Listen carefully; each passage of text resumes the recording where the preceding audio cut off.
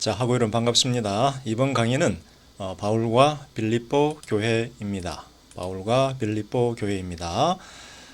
여기 보이는 사진은 메멀틴이라고 해야 되나요? 메멀틴 감옥인데요. 로마에 있는 감옥입니다. 그래서 여기 보면은 어떤 그런 엘타가 보이죠. 어떤 그런 봉헌을 드리는 어떤 그런 상이 좀 보입니다.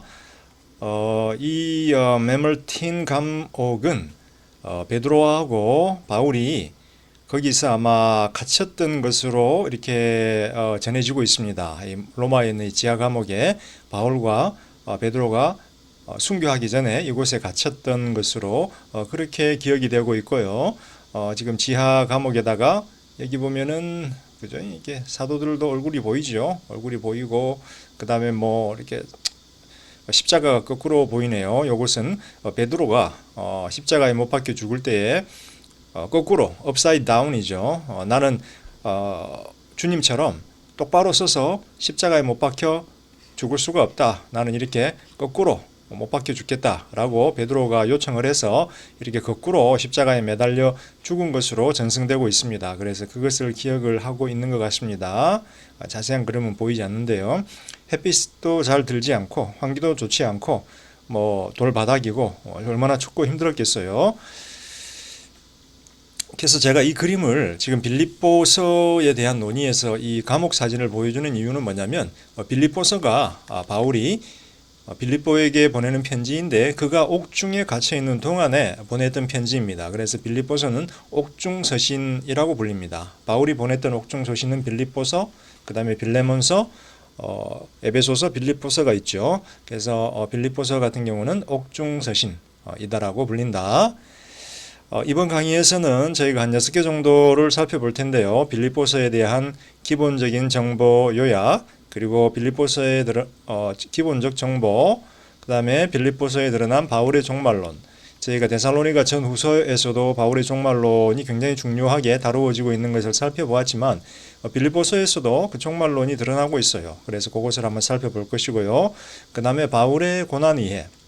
아무래도 옥중서신이기 때문에 복음을 전하면서 경험했던 자신의 고난에 대한 특별한 이해가 담겨 있어요. 그래서 그것에 대해서 좀 살펴볼 것입니다. 고린도후서 5장 그리고 10장, 11장에서도 바울이 자신의 고난에 대해서 설명을 하고 있어요. 우리가 앞에서 살펴보았죠. 그래서 그 부분과 연관해서 한번 바울의 고난 이해를 살펴보도록 할 것입니다. 그 다음에 또 특별한 것 하나가 뭐냐면 바울과 빌립보 교회의 동력자 관계예요.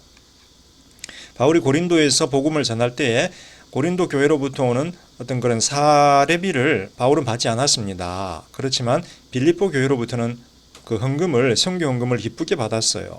빌립보 교회에 대해서 바울이 영적으로 크게 신뢰하고 있었기 때문인데요. 과연 바울과 빌립보 교회가 가지고 있었던 동력자 관계에 대해서 한번 살펴볼 것입니다. 이와 연관해서 복음 안에서의 교제가 무엇인지에 대해서 살펴볼 것이고요. 그 다음에 이제 빌립보서의 제일 중요한 본문, 케노시스 시지요. 비움이라는 뜻입니다. 비움시, 빌립보서 2장 6에서 11절에 나오는 내용을 한번 살펴볼 것입니다. 자, 먼저 빌립보서에 대한 기본적인 정보 요약인데요. 한 56년경 옥중서신이니까 에베소에서 작성하지 않았을까. 에베소는 여기죠. 현대 터키 지역, 그 당시 소아시아, 현대 터키 지역 에베소에서 작성을 했을 거라고 생각이 듭니다. 바울이 감옥에 갇힌 경우는 에베소, 그 다음에 가이사랴, 그 다음에 로마는 안 보이네요. 그래서 에베소에서 한번 갇혔고 가이사라에서 갇혔고 그 다음에 이제 마지막 3차 선교 여행 때 잡혔죠. 그래서 예루살렘으로 해서 잡힌 다음에 가이사라에서 감옥 생활 하다가 그 다음에 이제 로마로 왔습니다. 그래서 로마 3개가 옵션인데요. 에베소에서 작성했을 것으로 가장 추정이 됩니다. 학자들에 의해서. 그랬다면 아마 56년경 정도가 되지 않을까 생각이 되고요. 만약 가이사라였었다면 그보다 한 2, 3년 후였을 것으로 로마에서 썼을 것이라면 한 60년대 초반 그가 순교하기 전이었을 거로 생각이 되는데요. 에베소 작성설이 가장 학자들에 의해서 타당한 것으로 그렇게 이야기됩니다. 그래서 뭐 빌립보 교회는 바울이 2차 선교 여행 중 마케도니아에서 세운 최초의 교회입니다. 따라서 유럽 최초의 교회지요.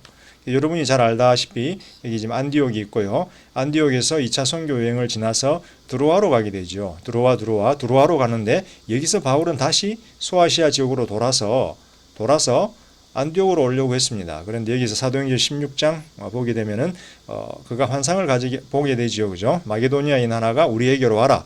그래서 이제 이렇게 빌립보로 가게 됩니다. 그래서 마게도니아 현재 그리스 지역인데요. 북부는 마게도니아, 남부는 아케야 지방입니다. 북부는 마케도니아, 남부는 아케야 지방인데 아케야 지방의 주도는 고린도, 그 다음에 마케도니아는 데살로니가였죠. 그래서 빌립보에서 최초의 교회가 세워졌다. 쭉 내려가서 이제 바울이 데살로니가에도 교회를 세우고 고린도에도 교회를 세웠는데 이제 빌립보 교회가 바울의 선교 사역에 굉장히 헌신을 했다. 자, 특징, 옥중에서 쓴 편지들 중 하나입니다. 그래서 옥중서신이라고 불립니다. 그래서 빌립보서 안에는 빌립보서 1장에 보면 감옥에 갇힌 바울의 상황에 대한 정보를 담고 있어요. 굉장히 좀 독특한 책이에요. 두 번째 특징은 뭐냐면 다른 바울의 서신서들이 보통 이제 그가 편지를 쓰는 수신 교회들의 문제들에 대한 어떤 답을 담고 있어요. 그래서 좀 시작할 때부터 바울이 마음이 좀 기분이 안 좋죠. 갈라디아서도 그렇고 고린도전서 후서도 그렇고 좀 기분이 안 좋아요. 여러 가지 문제들이 있으니까. 그런데 빌립보서 같은 경우는 그런 문제들이 없어요. 대신 빌립보 교회가 바울에게 보여준 위로, 그 다음에 바울이 선교 사역을 행하면서 경험했던 복음의 능력에 대한 기쁨으로 충만해 있어요. 그래서 빌립보서는 기쁨의 편지라고 알려져 있습니다. 기쁨의 편지. 이게 참 아이러니이지요. 바울의 현재 상황은 감옥에 갇혀 있어요. 그런데 가장 기쁨이라는 단어가 많이 언급이 되고 있는 편지가 바로 빌립보서라는 거예요. 이게 참 아이러니입니다. 그죠?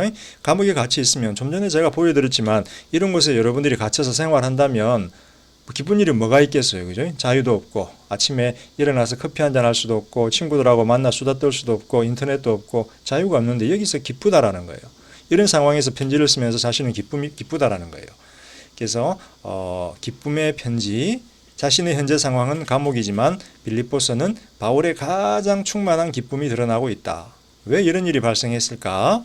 그것은 바로 빌립보 교회가 바울에게 보내준 위로, 그 다음에 바울이 경험하고 있는 복음의 능력 때문이었다라는 겁니다. 여러분 빌립보서의 구조에 대해서 간단하게 한번 살펴보도록 하겠습니다. 항상 그렇지만 바울은 편지를 시작하면서 인사말 그리고 감사의 말씀을 전합니다. 대개 감사의 말씀을 전하고요. 그 다음에 편지를 마치는 어떤 그런 축복의 말씀을 편지를 마치면서 축복의 말씀을 전하죠 보통. 그리고 또 감사합니다. 선교헌금 빌립보 교회가 보내준 선교헌금에 대해서. 그 다음에 이제 내부적인 내용을 보게 되면요. 1장 12, 26절에서 바울은 감옥에 갇힌 자신의 상황에 대해서 설명을 합니다. 현재 자기가 감옥에 갇혀 있다. 그런데 바울은 그렇게 이야기하죠. 내가 감옥에 갇혀 있지만 복음은 갇히지 않았다. 나를 통해서 간수들에게 복음이 전해졌고 또 그 간수들을 통해서 온 그런 어떤 로마 수비대, 감옥이 위치해 있는 로마 수비대 안 전체에 복음이 전해졌다라고 이야기합니다. 그리고 이제 바울은 이후에 복음의 봉사, 자기가 지금 재판을 기다리고 있는데 재판이 끝나고 난 다음에 이후에 행해질 복음의 봉사에 대한 자신의 기대에 대해서 알려줍니다. 그래서 이 부분이 굉장히 좀 중요한 어떤 그런 부분이다. 감옥에 갇힌 바울의 상황에 대한 개인적인 정보, 구체적인 정보를 보여주고 있는 독특한 표현 부분이다. 잠시 제가 동영상이 모니터가 화면이 끊겨가지고 제가 잠깐 여기에 버그가 있어서 잠깐 멈추고 수정을 했습니다. 자, 여기 보면은 그래서 감옥에 갇힌 상황에 대한 중요한 정보를 담고 있다. 그리고 이제 빌립보 교회에 특별한 문제들은 없었는데 딱 하나의 문제가 있었습니다. 바울의 마음을 조금 힘들게 하는 하나의 그런 이슈가 있었는데 그거는 뭐냐면 두 여집사 유오디아하고 순두계라고 하는 두 사람의 불화였습니다.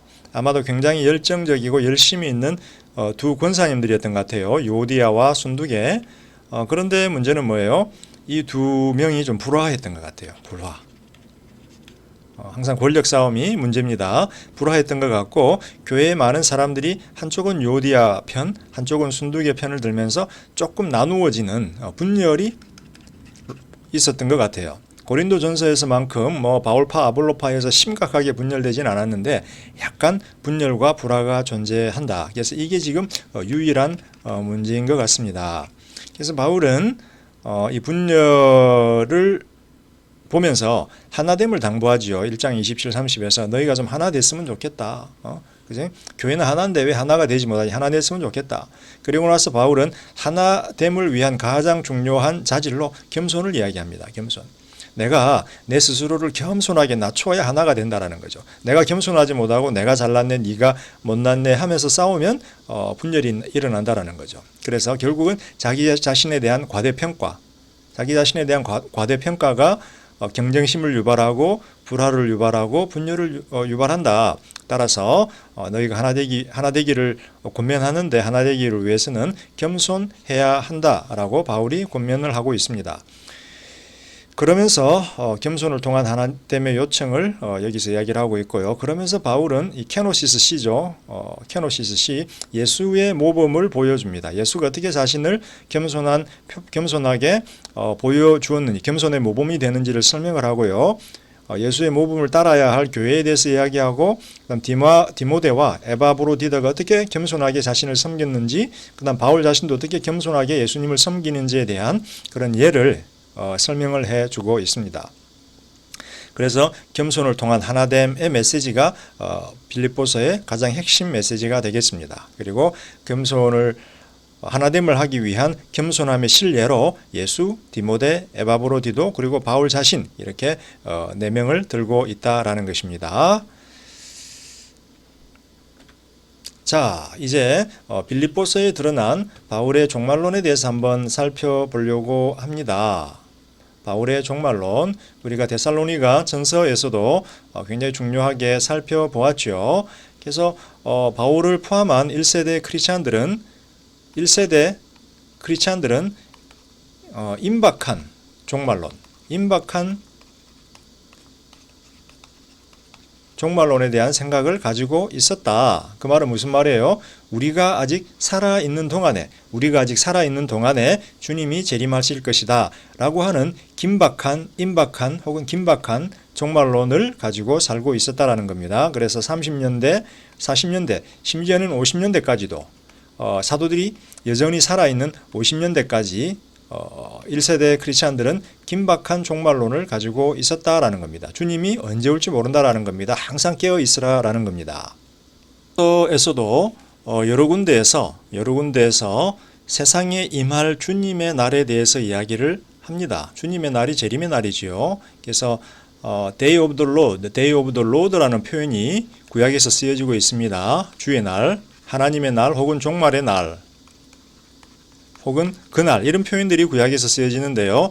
신약에서 초대교회 성도들은 예수님이 주로 높아졌다. 따라서 하나님이 구약에서는 주였지만 이제 신약 성경으로 넘어오게 되면 하나님 옆에 두 번째 주님이 존재를 하게 되지요. 부활해서 높아지신 주 예수 그리스도가 주가 됩니다. 그래서 주의 날 하게 되면 구약에서는 하나님의 날이었지만 이제 신약에서는 예수 그리스도, 주님으로 높아진 예수 그리스도의 날이 되면서 예수님이 심판을 행하시는 분으로 등장을 합니다. 그래서 1장 10, 2장 16, 3장 11, 그다음에 20, 21, 특별히 3장에서 주님의 날이 강조가 되는데요.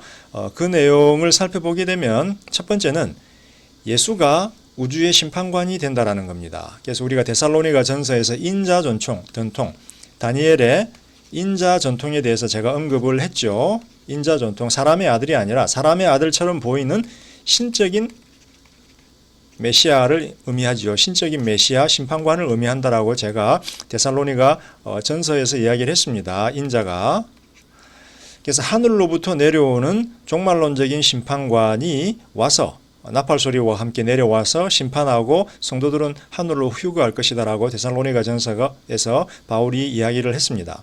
그래서 예수가 바로 전 우주적인 심판자다라고 하는 생각, 바울을 포함한 모든 1세기 성도들이 공유했던 종말론적인 그들의 가르침, 종말론적인 이해에 대한 가장 첫 번째 믿음이었습니다. 그리고 이날에는 예수님이 심판자이기 때문에 심판을 행할 거라는 거죠. 종말론적인 심판을 행할 것이라는 겁니다. 모든 사람들, 모든 피조물들이 그들이 행한 삶, 그들이 살았던 삶의 질에 따라서 심판을 행할 것이다라는 거죠. 두려운 날이죠. 두려운 날입니다. 그런데 두 번째, 주님의 날에 대한 중요한 정보는 뭐냐면 성도들에게는 두려운 심판의 날이 아니라 소망의 날이라는 겁니다. 그래서 기쁨이죠. 기쁨. 그 다음에 행복. 이런 거죠. 왜? 이미 우리는 성도들은 예수 그리스도가 십자가 위에서 자신들의 죄를 위한 심판을 받아버렸기 때문에 이미 성도들은 이 심판을 거쳐서 구원을 받았기 때문에 주님이 다시 오시는 날에는 그들이 심판받는 것이 아니라 그들이 보상을 받는 날이 되는 겁니다. 그 다음에 부활, 영생 이런 것들을 경험하는 날이기 때문에 소망의 날이 된다는 거죠. 그래서 이 두 가지 정보가 중요하다. 자, 빌립보서 3장 20절 21절에서 바울은 이렇게 이야기를 하고 있습니다. 제가 여기 한번 적어봤는데요. 그러나 우리의 시민권은 하늘에 있다. 우리의 시민권은 하늘에 있다. 거기로부터 구원자 곧 주 예수 그리스도를 기다린다. 그는 만물을 자기에게 복종하게 하실 수 있는 능력으로 우리의 낮은 몸을 자기의 영광의 몸의 형체와 같이 변하게 하실 것이다 라고 이렇게 이야기하고 있습니다. 자, 여기서 보면은 소망의 가장 중요한 내용, 성도들이 경험하게 될 종말론적 소망의 핵심 내용이 빌립보서 3장 21절 안에 담겨 있는데 여기서 첫 번째 바울은 시민권 이야기를 합니다. 시민권. 그 당시 로마 사회에서 로마 시민권이라고 하는 것은 엄청난 특권이었습니다. 그래서 바울 같은 경우도 감옥에 갇히고 예루살렘에서 잡혔지만 심지어 예루살렘에서 심판을 받지 않고 로마 황제로부터 오는 재판을 받겠다라고 주장해서 로마로 압송하게 되었지요. 그리고 군인들로부터 구타를 당했지만 내가 로마 시민인데 너희가 나를 구타했어 하니까 로마 군인들이 굉장히 두려워하고 떨었었죠. 그래서 바울은 로마 시민권자였고 그 당시 로마 시민권은 지금 미국 시민권보다도 훨씬 가치 있는 것이고 능력 있는 것이었다. 그런데 바울은 여기서 우리의 시민권은 하늘에 있다라고 이야기를 합니다. 시민권. 다시 말하면 우리는 하늘에 속해 있는 사람이고 하늘로부터 비자를 받고 이 땅에서 잠시 살고 있는 사람들이다 라고 하는 겁니다. 그리고 종말의 주님의 재림의 날에는 우리가 속한 하늘로 돌아가는 날이다 라고 그렇게 바울은 이해를 하죠. 그래서 하늘로부터 구원자 곧 주 예수 그리스도를 기다리는데 그가 올 때 그는 만물을 자기에게 복종하게 하실 수 있는 능력으로, 여기 복종한다라고 하죠. 그죠? 심판의 개념이 담겨 있습니다. 그죠? 만물을 심판하고 복종시킨 다음에 그의 능력으로 우리의 낮은 몸을, 죽을 몸을 자기 영광의 몸의 형체와 같이 변하게 하실 것이다. 요거 우리가 영광스러운 부활의 변화, 고린도전서 15장, 그 다음에 고린도후서 5장에서 살펴보았습니다. 그죠? 영광스러운 부활.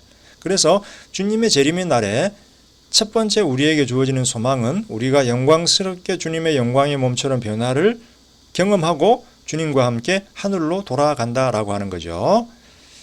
그래서 하늘나라에 적합한 혈과 육은 하늘나라에 적합하지 않죠. 혈과 육은 하나님 나라를 유업으로 받을 수가 없고요. 하나님의 영광을 견딜 수가 없죠. 그래서 하나님 나라에 적합한 영광의 몸으로의 변화를 경험하는 날이다. 우리의 영광스러운 몸은 부활한 주님의 영광스러운 몸과 동일한 형태가 될 것이다 라는 것이죠. 자, 빌립보서에 드러난 바울의 종말론. 자, 세 번째, 네 번째 가르침에 대해서 한번 살펴보겠습니다. 자, 바울은 세상이 임할 주님의 날은 미래에 있을 것이고 이 날에 우리는 미래의 소망, 따라서 이 주님의 날은 우리에게 미래의 소망이다라고 앞에서 이야기를 했습니다.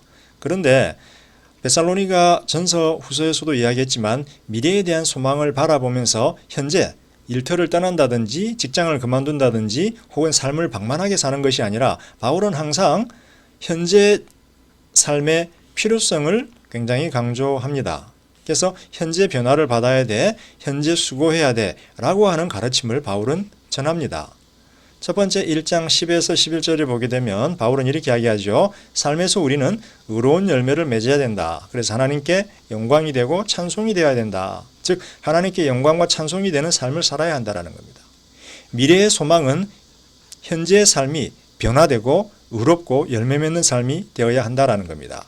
그래서 갈라디아서 5장에서 성령의 열매들을 바울이 이야기했고요. 이 성령의 열매는 바로 우리가 소유해야 할 그리스도의 성품, 그리스도의 성품을 의미하죠. 새로운 성품을 의미하죠.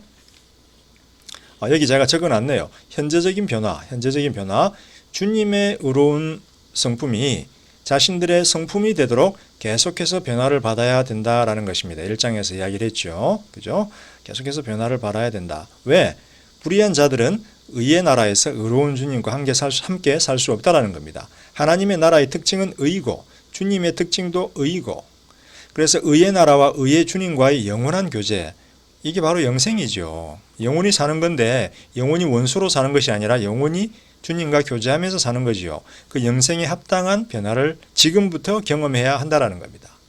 우리가 미래에 몸의 부활을 경험하지만 내적인 변화, 영적인 변화, 내적인 변화는 이미 현재 시작됐다는 거죠. 그래서 현재 이 변화를 경험해야 한다라고 바울은 주장합니다.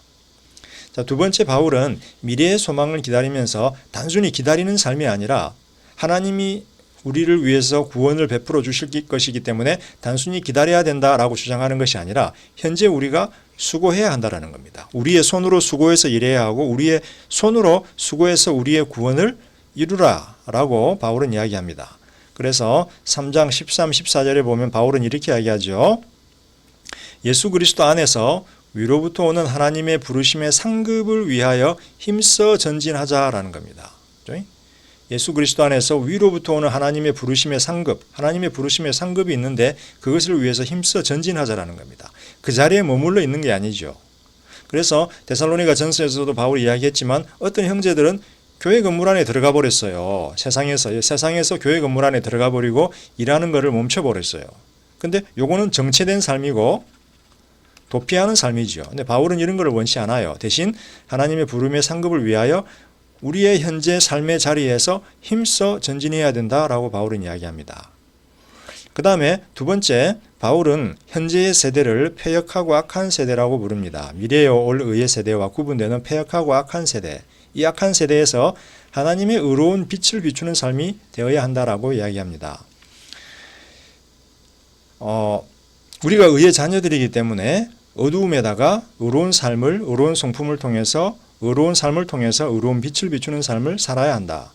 그래서 바울은 악하고 패역한 세대에서 하나님의 자녀들로 우리를 구원하여 부르신 하나님의 부르심의 뜻이고 소망이다라고 이야기를 합니다. 하나님이 우리를 부르신 이유는 패역하고 악한 세대에서 자신의 자녀들로 만들어 자신의 의로운 빛을 비추는 삶이다.